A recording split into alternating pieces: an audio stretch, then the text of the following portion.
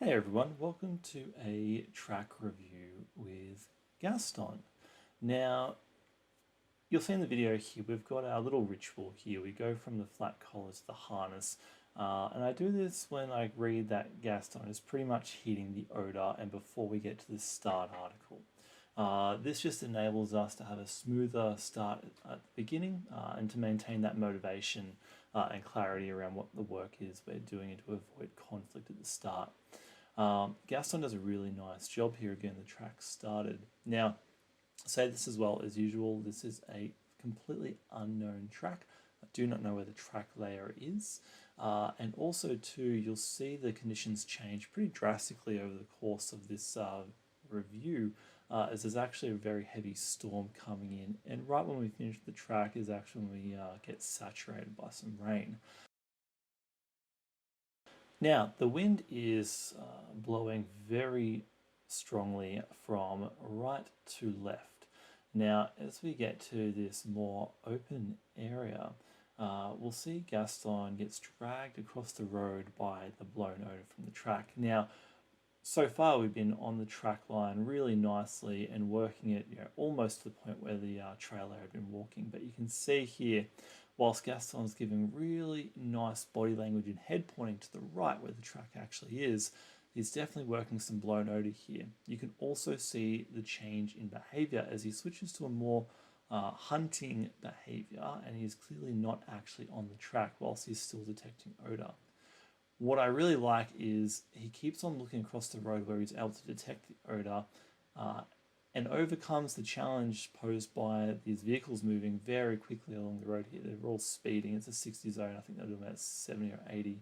But he overcomes that and drags back to the actual track line. And you can see his change of behavior just a moment ago where he really clearly gets back onto where the trail layer is actually walking. You can now see as the conditions are changing rapidly that he's maintaining himself on the track line despite the heavy wind that you can see in the grass blowing there.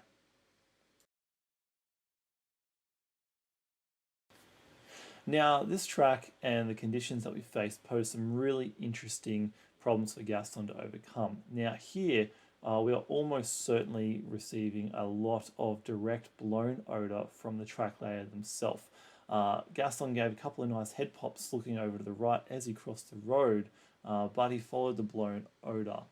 This is fine, and I really like that he is easy to read, and I can tell here that he's very much in hunting behavior and he's not actually where the trailer layer had walked. His body language is very easy to interpret, and here we get back onto the track.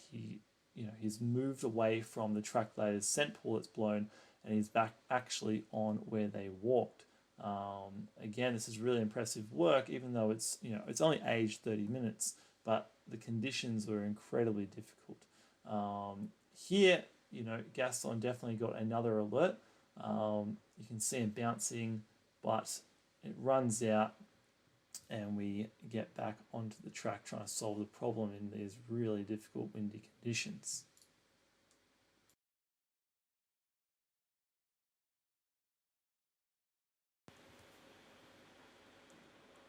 Now, this next little bit is super interesting. Now, you can see the windy conditions that we are working in. Now, Gaston here, you see his nose is just hitting the deck and he's sucking it down like a vacuum cleaner.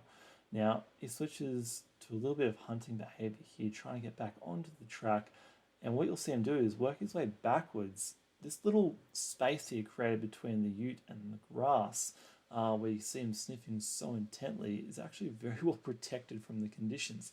And I've got no doubt there's actually a lot of the track layers odor that pulled there in comparison to the rest of the track, which is really interesting to see and almost like a nice little breadcrumb for Gaston to be working with. Again, crosses the road. We've gone to a bit of hunting behavior here. You can see the heads up and he's casting around, hunting a bit, and the intensity drops out of his body language, which is, again, kind of easy to read and easy to tell.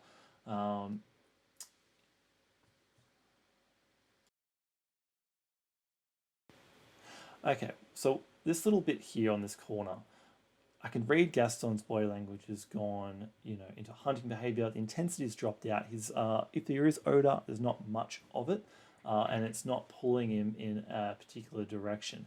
Now, on a known track, what you often find is that I probably would have blocked him at this point. I would have been like, nope, this isn't the direction, and you probably would see a tighter leash stopping him from going any further.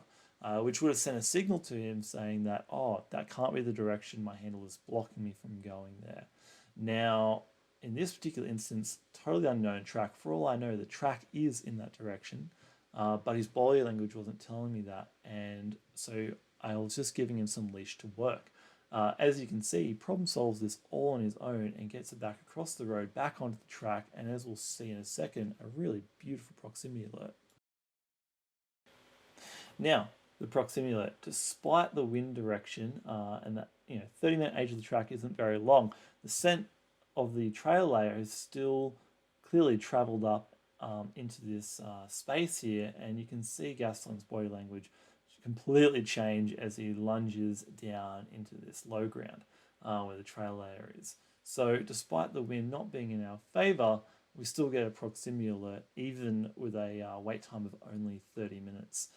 Really impressive work by Gaston, and just goes to show that training for the proximity alert, despite conditions, you can still get one.